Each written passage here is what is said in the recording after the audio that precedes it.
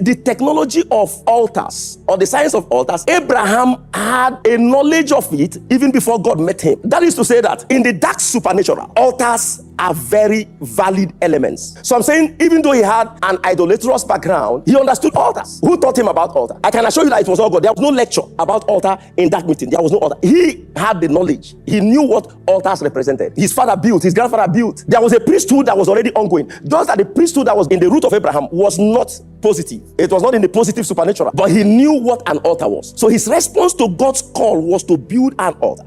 And that altar was in the place called Sikhem. It wasn't a coincidence, because the shoulder there is symbolic of governance or government. So what he was saying to God is that my response to this conversation is a submission. So the first altar that Abraham built was an altar of submission unto that call that God had called him. So he's saying, now I am abdicating myself from my background, from my root, from my idolatrous background, and I am submitting to your government. So that altar he built in verse 6, and Abraham passed through the land unto the place of Sikhem, which means shoulder, unto the plain of Moreh, and the Canaanite was in the land. That was the very first altar he built. And that altar is indicative of his submission to the lordship of God.